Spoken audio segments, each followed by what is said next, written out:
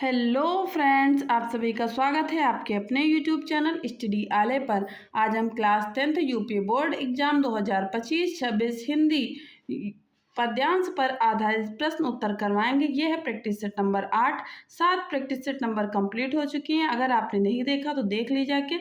और हमने गद्यांश साथ ही में 20 नंबर का जो आपके एग्जाम में आएगा MCQ वो भी हमने करवा दिया है। तो आप हिंदी की प्लेलिस्ट में जाइए क्लास 10th में और सारी वीडियो देख लीजिए।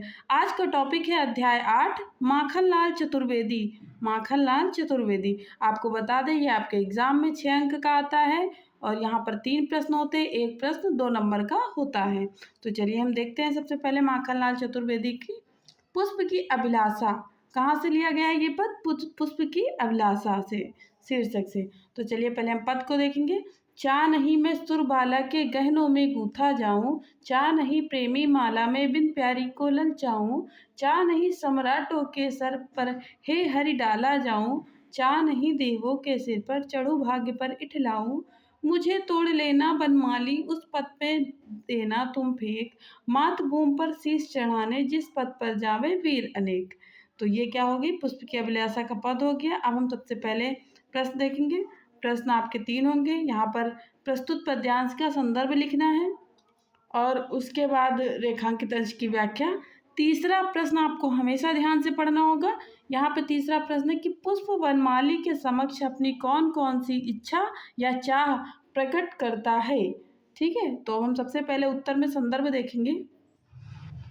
संदर्भ है कि प्रस्तुत कविता हमारी पाठ्य पुस्तक हिंदी के काव्य खंड में संकलित और माखनलाल चतुर्वेदी द्वारा रचित पुष्प की अभिलाषा शीर्षक कविता से अवतरित है। यह कविता चतुर्वेदी जी के युग चरण, उनके क्या नाम है? युग चरण नामक काव्य संग्रह से संग्रहित है। हम प्रसंग देखेंगे। देखिए, हम जो है रेखांकित अंश की व्याख्या करने से पहले प्रसंग जरूर देखते हैं, तो प्रसंग लिखने से नंबर अच्छे मिलते हैं। तो इन पंक्तियों में कवि ने पुष्प के माध्यम से देश पर बलिदान होने की प्रेरणा दी है। अब यहाँ रेखांकित अंश की व्याख्या करेंगे। कवि अपनी देश प्रेम की भावना को पुष्प की अभिलाषा के माध्यम के रूप में व्यक्त करते हुए कहता है कि मेरी इच्छा किसी देवबाला के आभूषणों में गुथे जाने की नहीं, मेरी इच्छा यह भी नहीं कि मैं प्रेमियों को प्रसन्न करने के प्रेमी द्वारा बनाए गए माला में पिरोया जाऊं और प्रेमिका के मन को आकर्षित करूं। तो ये क्या हुई? रेखांकित अंश की व्याख्या। अब यहाँ तीसरे प्रश्न का उत्तर देखेंगे कि पुष्प वनमाली के समक्ष अपनी इच्छा या चाह प्रकट करता है कि उसे तोड़कर उस मार्ग में डाल देना जिस मार्ग से होकर अनेक राष्ट्रभक्त वीर मातृभूमि पर अपने प्राणों को बलिदान करने के लिए जाते हैं। तो ये आपका पुष्प की अभिलाषा से तीनों प्रश्न कंप्लीट होते हैं। दूसरा माखनलाल चतुर्वेदी जी का है जवानी। उन्होंने जवानी में लिखा है, चल रही नदियाँ चले हिमखंड प्यारे, चल रही है सांस फिर तू ठहर जाए, 2 सदी पीछे की तेरी लहर जाए, 2 सदी पीछे की तेरी लहर जाए। पहन ले नरमुंड माला उठ सोमुंड सुमेर कर ले, भूमि सा तू पहन बाना आज धानी, प्राण तेरे साथ है उठ रही जवानी।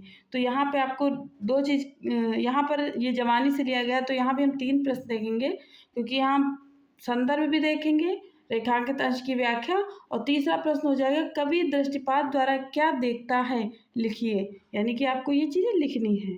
तो संदर्भ देखेंगे उत्तर में सबसे पहले कि प्रस्तुत पद्यांश हमारी पाठ्य पुस्तक हिंदी के काव्य खंड में संकलित और माखनलाल चतुर्वेदी द्वारा रचित जवानी कविता से उद्धृत है। यह कविता चतुर्वेदी जी के हिम किरीटनी से ली गई है।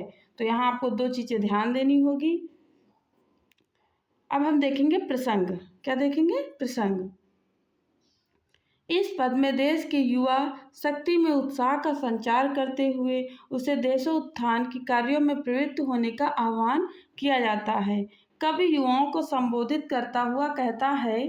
रेखांकित अंश की व्याख्या करेंगे अब हम। ये हो गया प्रसंग। रेखांकित अंश की व्याख्या है कि कवि का कहना है कि हे नवयुवकों की जवानी, तू उठ और दुर्गा की भांत मनुष्यों के मुंडों की माला पहन ले। नरमुंडों की इस माला में तू अपने सिर को सुमेर बना, अर्थात बलिदान से के क्षेत्र में तू सर्वोपरि बन। यदि आज समर्पण की आवश्यकता पड़े तो तू उससे पीछे मत हट। जिस प्रकार लहलहाते हुए धानों की हरियाली में धरती का जीवन झलकता है, ऐसे ही जवानी, हे जवानी, तू भी उत्साह में भरकर धानी धानी चूनर ओढ़ ले। ओ प्राण तत्व तेरे साथ हैं। अतः हे युवकों की जवानी, तू आलस्य को त्याग कर उठकर खड़ी हो जाए और सर्वत्र क्रांति ला। तो ये हो गई आपकी रेखांकित अंश की व्याख्या। अब हम देखेंगे दूसरा प्रश्न। तीसरा प्रश्न क्या था, उसका आंसर देखेंगे। कवि जिधर भी दृष्टिपात करता है उधर गति ही गति देखता है। काल निरंतर गतिमान है, आकाश के सितारे निरंतर गतिशील हैं। नदियां पर्वतों से निकलने के बाद रुकती नहीं, यानी चलायमान है। पहाड़ों पर बर्फ के टुकड़े सरक सरक कर अपनी गति का प्रदर्शन कर रहे हैं। प्राणियों की सांसें भी लगातार चल रही है, यानी कवि कह रहा है कि सब कुछ गतिमान है। यहाँ हम देखेंगे तीसरा पद भी जवानी से है, तो हम लोग यहाँ पर केवल दो ही प्रश्न देखेंगे, रेखांकित अंश की व्याख्या और तीसरा प्रश्न। तो सबसे पहले हम देखते हैं, द्वार बल को खोल चोल भुंडोल कर दे, एक हिमगिर एक सिर का मोल कर दे मसल कर अपने इरादों सी उठाकर, दो हथेली है कि पृथ्वी गोल कर दे। रक्त है या नसों में क्षुद्र पानी, जांच कर तू शीश दे कर जवानी। यहाँ रेखांकित अंश की व्याख्या करेंगे। और तीसरा प्रश्न क्या है कि हमें अपनी भारत भूमि से प्रेम क्यों करना चाहिए, ये है प्रश्न। तो यहाँ पर उत्तर देखेंगे। प्रसंग सबसे पहले, रेखांकित अंश की व्याख्या करने से पहले हम क्या देखते हैं, प्रसंग देखेंगे। प्रस्तुत पंक्तियों के माध्यम से चतुर्वेदी जी देश के युवा वर्ग उत्साहित कर रहे हैं कि वह देश के वर्तमान परिस्थिति को बदल दे। अब हम रेखांकित अंश की व्याख्या देखेंगे कि चतुर्वेदी जी युवकों को आह्वान करते हुए कहते हैं कि हे युवक, तुम अपनी मातृभूमि के लिए बलिदान देने की परंपरा का द्वार खोलकर इस धरती को कंपायमान कर दो और हिमालय के एक एक कण के लिए एक एक सिर समर्पित कर दो। आगे है कि हे नौजवानों, तुम्हें संकल्प बहुत ऊंचे हैं, जिन्हें पूर्ण करने के लिए तुम्हारे पास दो हथेलियां हैं। अपनी उन हथेलियों को अपने ऊंचे संकल्पों के समान उठाकर तुम पृथ्वी को गोल कर सकते हो, अर्थात बड़ी बाधा को हटा सकते हो। अब तीसरा प्रश्न क्या है जो होगा, उसका आंसर देख रहे हैं। तीसरा प्रश्न जो था उसका आंसर ये होगा कि हमें अपनी भारत भूमि से निश्चय ही अधिक प्रेम इसलिए होना चाहिए क्योंकि यहाँ की धरती सुख समृद्धि वाली, सभी वैभवों से परिपूर्ण तथा स्वर्ग से भी बढ़कर है। अब हम देखेंगे नेक्स्ट चौथा पद देखेंगे। चौथा पद है कि विश्व है अस का नहीं संकल्प का है, हर प्रलय का कोड़ काया कल्प का है। फूल गिरते शूल सिर ऊंचा लिए हैं, रसों के अभियान को नीरस किए हैं। खून हो जाए न तेरा देख पानी, मरण का त्योहार जीवन की जवानी। तो यहाँ पर हम संदर्भ सेम रहेगा क्योंकि जवानी से ही लिया गया है। और यहाँ हम रेखांकित अंश की व्याख्या करेंगे। और तीसरा प्रश्न क्या है, विश्व असी का नहीं तो किसका है बताइए। और असी मतलब क्या होता है, तलवार होती है। तो यहाँ देखेंगे सबसे पहले प्रसंग देखते हैं। प्रसंग सबसे पहले हम क्या देखेंगे, प्रसंग देखेंगे।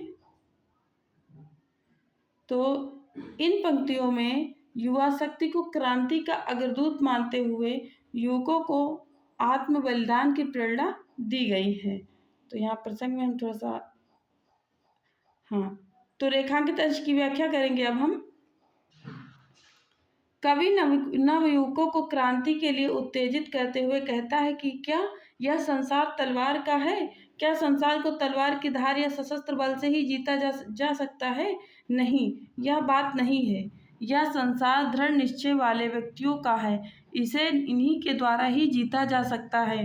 प्रत्येक प्रलय का उद्देश्य संसार के अंदर पूर्ण परिवर्तन, आगे देखेंगे हम, पूर्ण परिवर्तन मतलब क्रांति ला देना होता है। हे युवकों, यदि तुम निश्चय करके नव निर्माण के लिए अग्रसर हो जाओ तो तुम समाज व व्यवस्था में प्रलय की तरह पूर्ण परिवर्तन कर सकते हो।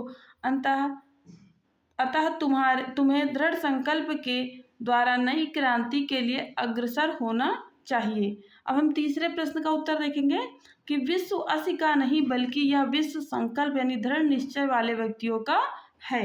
तो ये आपके 4 जो है कंप्लीट होते हैं माखनलाल चतुर्वेदी का। तो फ्रेंड्स वीडियो कैसी लगी है, वीडियो को लाइक करिएगा, चैनल को सब्सक्राइब करना नहीं भूलिए। आपको वीडियो कैसी लगी ये बात आप कमेंट करके हमें ज़रूर बताइए। अपने क्लासमेट और फ्रेंड को शेयर ज़रूर करिए जो भी क्लास 10th में हो। Thanks for watching. Thank you.